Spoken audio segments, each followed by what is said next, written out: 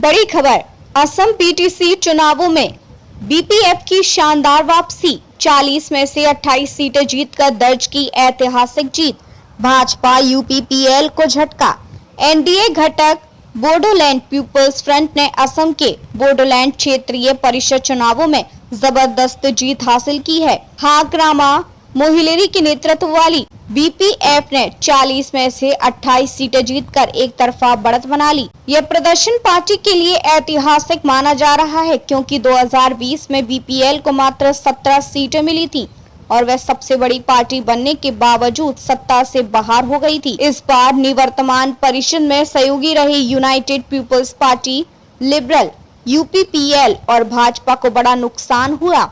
UPPL 12 से घटकर केवल 7 सीटों पर सिमट गई, जबकि भाजपा 9 से घटकर 5 सीटों पर आ गई। वहीं गण सुरक्षा पार्टी जीएसपी का भी प्रभाव खत्म हो गया। बड़े विजेता और हारने वाले भैरव कुंजा से पूर्व मंत्री और बीपीएफ उम्मीदवार रेहोन डेमारी विजयी रहे। बागान पारा से पूर्व एजीपी मंत्री और अब भाजपा की नेता रेखा रानी दास बोरो ने जीत दर्ज की। बीपीएफ प्रमुख हाकरा मोहिलरी देवरगांव से जीते, लेकिन चिरांग द्वार सीट पर अपने पूर्व सहयोगी और अब यूपीपीएल में शामिल खम्पा बोरगोयारी से हार गए।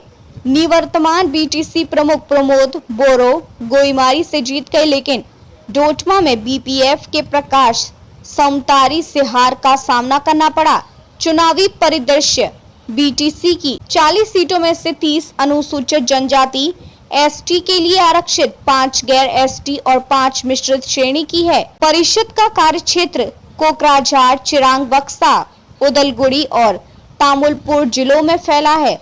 2 सितंबर को हुए मतदान में रिकॉर्ड 78% वोटिंग दर्ज हुई। कुल 26,58,153 मतदाताओं में से 13,23,536 पुरुष, 13,34,600 महिलाएं और 17 अन्य ने अपने मताधिकार का प्रयोग किया। पृष्ठभूमि और राजनीतिक समीकरण, 2020 के चुनावों में बीपीएफ ने 17 सीटों के साथ सबसे बड़ी पार्टी के रूप में वापसी की थी, लेकिन सत्ता से बाहर रही, क्योंकि भाजपा ने यूपीपीएल और जीएसपी के साथ गठबंधन बनाकर परिषद पर कब्जा किया। 2020 के चुनावों में बीपीएफ ने 17 सीटों के साथ सबसे बड़ी पार्टी के रूप में वापसी की थी, लेकिन सत्ता से बाहर रही, क्योंकि भाजपा ने यूपीपीएल और जीएसपी के साथ गठबंधन बनाकर परिषद पर कब्जा किया।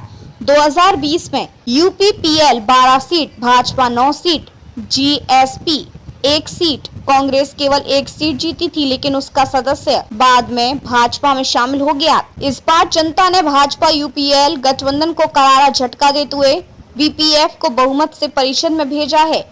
मुख्यमंत्री का बयान और सियासी हलचल। चुनावी नतीजों से पहले मुख्यमंत्री हिमंत बिस्वा शर्मा ने दावा किया था कि एनडीए ही परिषद का गठन करेगा। हालांकि भाजपा का प्रदर्शन बेहद कमजोर रहा। दिलचस्प बात यह है कि चुनाव से ठीक 3 दिन पहले गायक जुबिन गर्ग की अचानक मृत्यु के चलते भाजपा को अपना प्रचार अभियान रोकना पड़ा, जिसे पार्टी के नेताओं ने बड़ा झटका माना। नया बोडो समझौता और दूसरा चुनाव। यह चुनाव 27 जनवरी 2020 को नई दिल्ली में हुए।